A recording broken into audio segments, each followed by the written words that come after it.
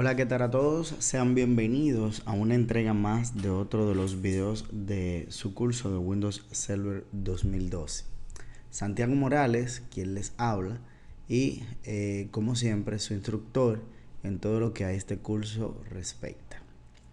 En esta parte estaremos hablando, y nunca dejo de mencionar el punto de que este curso es una guía para el examen de certificación de Microsoft Certified Solution Associate. En esta parte vamos a entrar ya directamente al módulo 5, pero antes de pasar a explicar este tan importante módulo 5, déjenme recordarles que ya hemos pasado por todo lo básico que es poner en funcionamiento o poner en marcha con los primeros pasos el sistema operativo en mi servidor. Ya vimos qué es un servidor, qué es un sistema operativo, los diferentes tipos de sistemas operativos que existen, cuáles son los sistemas operativos para servidores y cuáles son los sistemas operativos para clientes o de estaciones de trabajo, pasando también por la definición de lo que es un sistema de archivo, los diferentes arreglos de discos que existen, direccionamiento IP, y en el módulo anterior le estuvimos dando consejos prácticos, consejos básicos para tener en cuenta a la hora de instalar un sistema operativo, un servidor, cómo ponerle el nombre. Hablamos también de los principios de ITIL y todo lo que a las mejores prácticas del administrador de sistema se refiere. Ya en esta ocasión entraremos diría yo, en uno de los módulos más importantes, aunque todos son importantes, pero este es uno de los módulos más importantes que tiene este curso. Estamos trabajando en esta parte con la configuración del Active Directory o Domain Services, que es lo mismo, se le llama en Windows Server 2002 Active Directory Domain Services a nivel básico. Digo a nivel básico porque esto no se va a detener con el simple hecho de explicar lo que es el Active Directory Domain Services o servicios de dominio, controladores de dominio y todo lo que tiene que ver con Active Directory, sino que también vamos a verlos en práctica y vamos a ver otros módulos que tienen que ver en sí directamente con esto del Active Directory y les va a servir mucho en la parte de administración de servidores. Recuerden que este es el módulo 5 y vamos a dar inicio al mismo. Antes de iniciar a trabajar con el Active Directory es importante, vamos a mostrar la importancia del Active Directory o directorio activo en un servidor, en un controlador de dominio. Pero antes de explicar lo que es el directorio activo, es importante que ustedes sepan lo que es un controlador de dominio o como comúnmente se le dice, un dominio. El controlador de dominio no es más que el centro neurálgico de un dominio Windows, tal como un servicio NIS lo es el servicio de información de una red Unix. Los controladores de dominio tienen una serie de responsabilidades. Una de ellas es la autenticación. La autenticación es el proceso de garantizar o de negar a un usuario el acceso a un recurso compartido o a otra máquina de la red, normalmente a través del uso de una contraseña. No es que les permita a los usuarios validar para ser partes clientes. Por ejemplo, fíjense en esta gráfica que estamos viendo en pantalla. Nosotros tenemos dos servidores. Dice Physical Domain Controller, Physical Domain Controller. Son controladores de dominio físico. Se le dice físico porque más adelante yo le voy a hablar de lo que es virtual y todo eso. Y de hecho, ya en la primera práctica de instalar un sistema operativo virtual, ya vieron más o menos lo que quiere decir esto de máquinas virtuales y máquinas físicas. Un controlador de dominio físico puede darle órdenes a las computadoras, pero así también un controlador de dominio lógico o virtual puede también darle órdenes a las diferentes computadoras que se conectan. Esto es el Active Directory, y el Active Directory se representa por triángulos, y eso lo vamos a definir en 2 minutos más. Lo que quiero que entiendan ahora mismo es lo que es el controlador de dominio, que es utilizado para autenticar todos los usuarios y computadoras que se conectan en mi dominio. Si un usuario yo le doy permiso para que pueda entrar a folder compartido, este usuario lo va a poder hacer. Pero si a otro usuario yo le deniego el servicio, tanto implícita como explícitamente, yo puedo entonces tener un manejo básico de todo lo que es todo lo que son los recursos compartidos dentro de mi red. Abundando un poquito más en lo que son los controladores de dominio, cada controlador de dominio usa un Security Account Manager o SAM, Security Account Manager, o NTDS. Esto se le llamaba así a partir de Windows Server 2003, NTDS. De Server 2003 en adelante, que es la forma promovida del SAM, del Security Account Manager, al pasar como controlador de dominio, para mantener una lista de pares de nombres de usuario y contraseña. El controlador de dominio entonces crea un repositorio centralizado de passwords o contraseñas que están enlazados a los nombres de usuario, un password por usuario, lo cual es más eficiente que mantener cada máquina cliente centenares de passwords para cada recurso de la red disponible. O sea, todo lo que son los passwords y las contraseñas se almacenan en el servidor. Me explico más claramente. Cuando este computador, por ejemplo, el computador 1, quiere hacer login, o sea, quiere entrar en la red, en mi dominio, en mi controlador de dominio, con el usuario Juan Pérez, un ejemplo. Entonces, el usuario Juan Pérez, yo le pongo una clave 01. Entonces, esa clave va directamente, ese usuario y esa clave van directamente por la red hacia el controlador de dominio, y el controlador de dominio verifica si Juan Pérez tiene permiso o no para entrar o acceder a la red. Si tiene permiso, pues pasa a un segundo paso de verificar que la contraseña sea correcta y automáticamente autentica al usuario en mi red. Esto evita y me le da seguridad a todos los usuarios de mi red, ya que limita a la red a que solamente usuarios creados en mi dominio, en mi controlador de dominio, puedan acceder a ella. Abundando un poquito más, vamos a explicar qué es Active Directory. ¿Qué es Active Directory o directorio activo?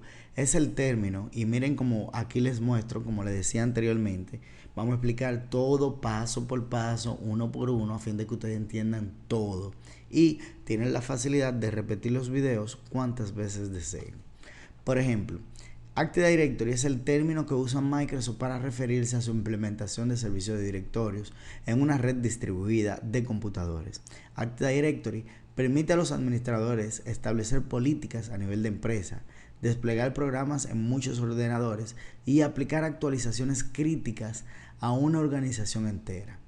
Un Active Directory o directorio activo, como ustedes quieran llamarle, almacena información de una organización en una base de datos central, organizada y asequible.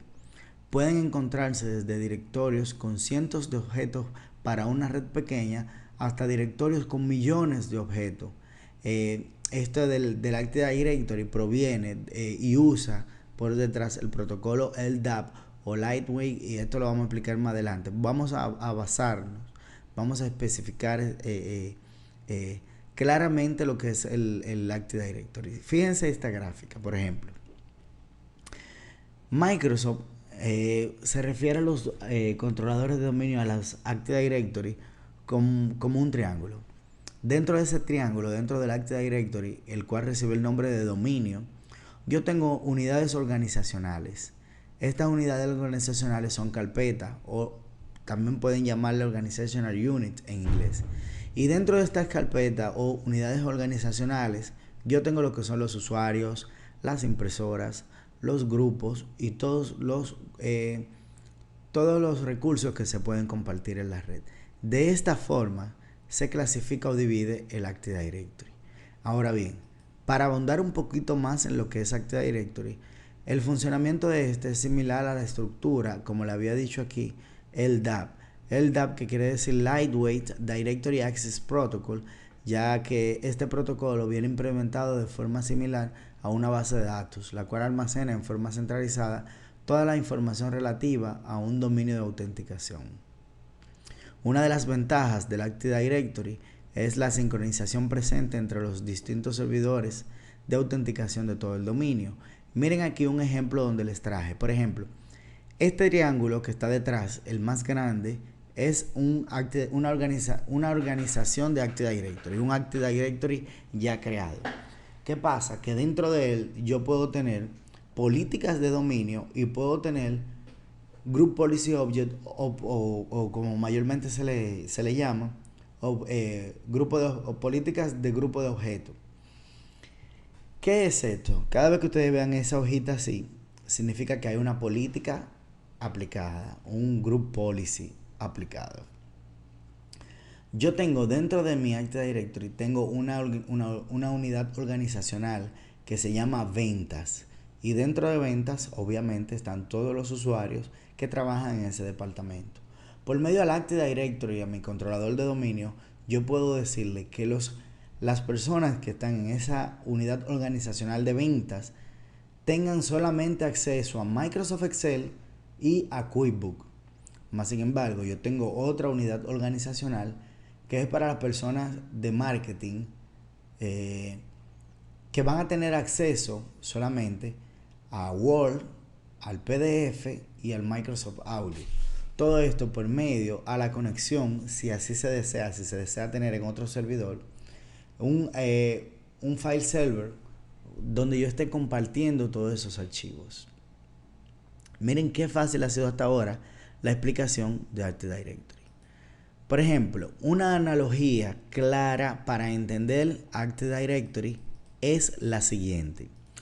Yo tengo acá una analogía. Por ejemplo, a los usuarios vamos a decirle fruta o fruto. Microsoft quiere tomar la analogía de los bosques para referirse a los bosques que se crean en un servicio de directorio activo. Y aquí ustedes van a ver más adelante cuando vayamos avanzando. ¿Qué pasa? Que las frutas no son nada más manzanas. También yo tengo otros sabores de fruta. Por ejemplo, tengo la pera, que es una fruta también. Entonces, aquí arriba, como la manzana es una fruta, puedo representarla como usuario. Como la pera es otra fruta, puedo representarlo como impresora. Estos son recursos que se pueden compartir en mi red. Tanto usuarios como impresoras pueden estar dentro de mi directorio activo. Ahora bien, un árbol tiene diversos frutos. Asimismo, un árbol se le llama al Active Directory Domain Services, el cual puede tener dentro diferentes frutos, como lo podemos ver allá. Un Active Directory que forma el árbol y dentro de los frutos que serían los usuarios, las impresoras, etc. Pero ¿qué pasa? Yo puedo tener un bosque lleno de árboles. También yo puedo tener un forest o bosque lleno de árboles o Active Directories. De esta forma se entiende claramente por qué Microsoft le llama a los componentes que forman lo que es Active Directory, le llama bosque, árbol, etcétera, etcétera, etcétera. Ahora bien, ¿cuáles son los requisitos para yo implementar Active Directory? Los requisitos para implementar el servicio de directorio o Active Directory Domain Services, como significa acá, pueden variar dependiendo del tipo de servicio de directorio que se desee implementar.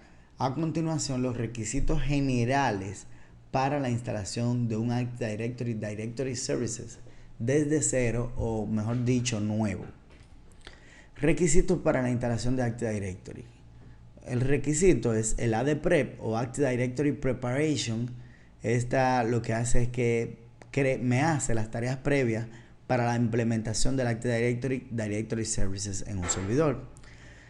Domain Name System para la resolución de nombres, esto es DNS, conocimiento a nivel teórico de estos puntos y la ubicación del archivo ADPrep que se encuentra siempre dentro del DVD en esta parte, dentro del DVD en un folder que se llama Source ADPrep. Nivel funcional de Windows Server. ¿Qué es el nivel funcional del dominio? Bueno, El nivel funcional va a definir, mucha gente que no conoce que hay diferentes niveles funcionales, tanto de dominio como de bosque. En pocas palabras, o para que se entienda, sabemos que mucha gente no sabe lo que son los niveles funcionales, como acabamos de decir, por lo cual no aprovechan la total funcionalidad del producto. Cuando se crea un dominio, este toma un nivel funcional que determina su nivel de compatibilidad con los controladores de dominio. Básicamente controladores de dominios de versiones anteriores. Así, por ejemplo, cuando creamos un dominio desde Windows 2000, este nivel funcional queda en modo mixto para darnos compatibilidad con controladores de dominios NT4. Pero esto hace que no se aprovechen todas las nuevas funcionalidades. Lo que quiero decirles es que cada sistema operativo, cada versión del sistema operativo de Windows tiene un nivel funcional diferente. Ahora bien, fíjense como en la pantalla nosotros tenemos, por ejemplo, Windows 2000 nativo, eso es un nivel funcional. El Windows 2000 nativo y aquí las características que habilita. Windows 2003 nativo, Windows 2008 nativo, Windows 2008 R2, que no es la misma versión del 2008 normal, nativo. Ahora bien, ¿qué pasa? Que yo puedo también, existen niveles funcionales de dominio de bosque. El nivel funcional de dominio que se puede alcanzar está dado por el sistema operativo de los controladores de dominio. Ahora bien, no influye el de servidores miembros del dominio ni de los clientes de red, solamente en el servidor donde está el controlador de dominio. El nivel funcional de bosque que se puede alcanzar está determinado por el nivel funcional de los dominios que lo integran. Ahora bien, ¿qué pasa? Que si nos estamos fijando bien, por ejemplo, el Windows 2000 nativo, mínimo nivel funcional. Windows 2003, posibilidad de renombrar dominios, forest trust, o sea, confianza entre bosques.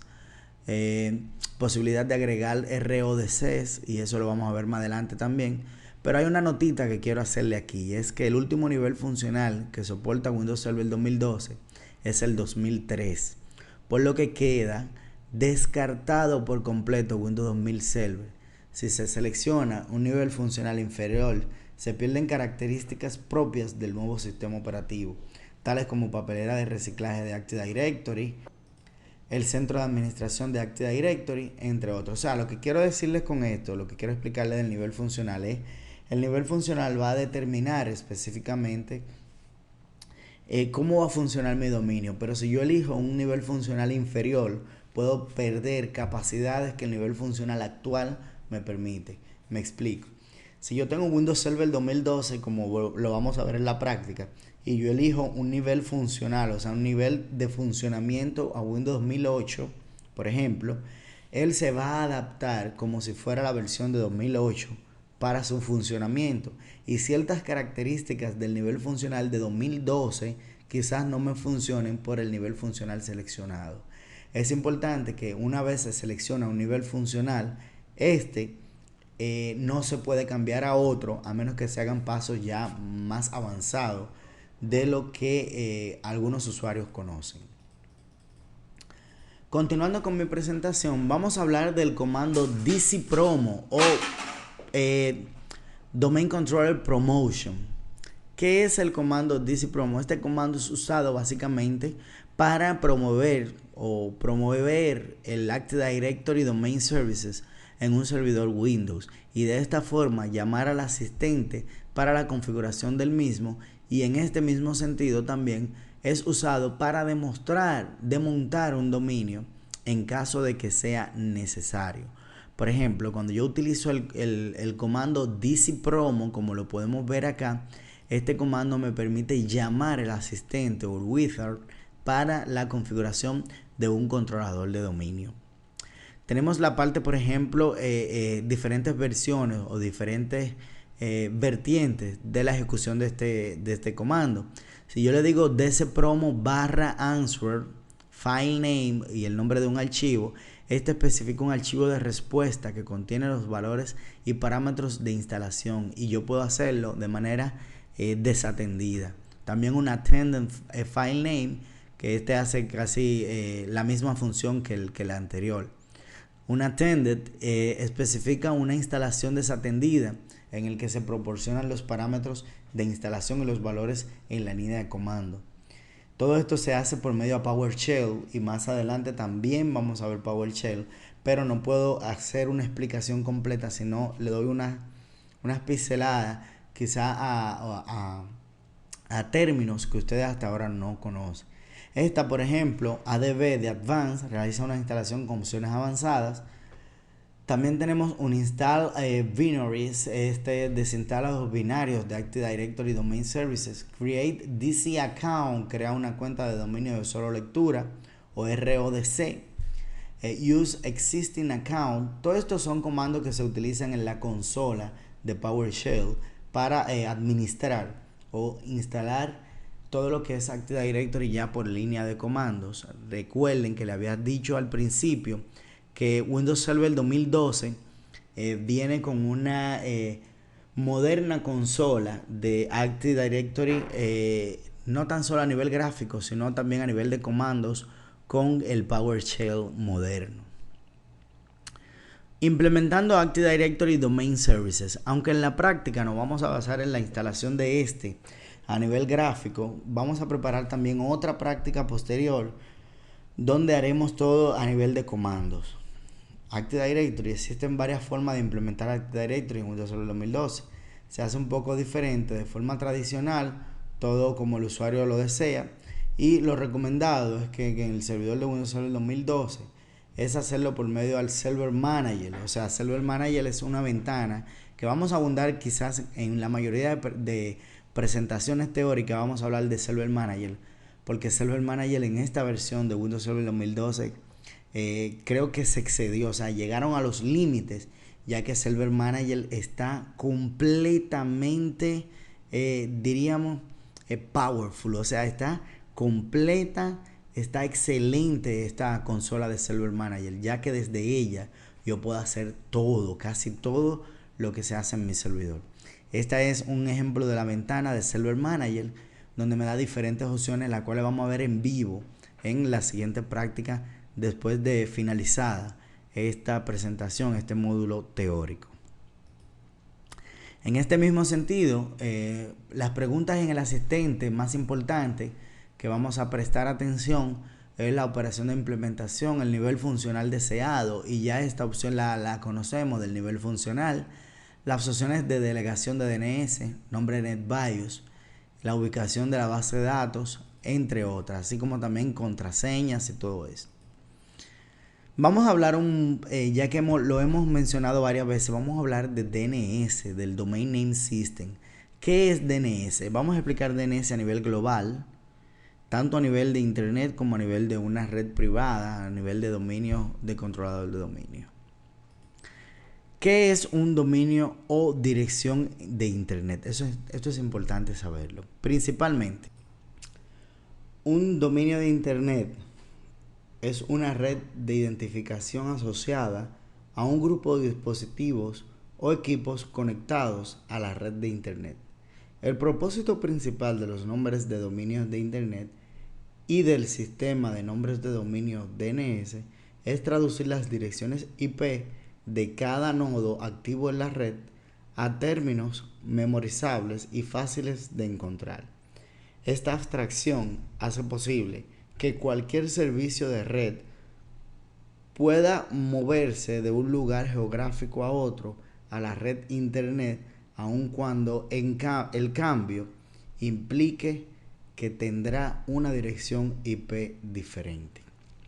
Lo que le quiero decir, por ejemplo, esta dirección www.nombre.dominio, que se puede traducir a la siguiente forma: www, siglas automáticas de la World Wide Web que indican internet, capacity, que es el nombre de la página, .com.do, que es el dominio comercial, y subdominio de país. Esto es básicamente para lo que se utiliza DNS. DNS va a transformar eso que dice ahí, ustedes ven www.capacity.com.do, lo va a transformar en un nombre. Me explico. Y aquí, aunque esto sea teórico, le voy a cargar una práctica en el Command Prompt. Vamos a agregarla aquí en la ventana. Y fíjense, en esta ventana yo le voy a decir NSLOOKUP y voy a presionar Enter. Fíjense cómo me muestra esta parte acá. Ahora bien, ¿qué pasa? Yo voy a decirle quién es google.com.do. Me va a decir que Google, bueno, me dio un error en esta ocasión. Vamos a preguntarle quién es NSLOOKUP. Quizá no está resolviendo este nombre. Vamos a poner www.capacity.com.do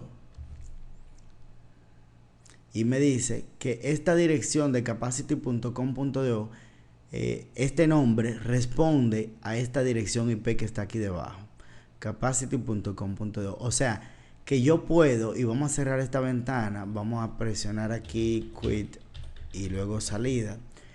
Yo tengo este nombre, pero ¿qué pasa? Que DNS o Domain Name System se utiliza el sistema de nombre de dominio para traducir una dirección IP en un nombre.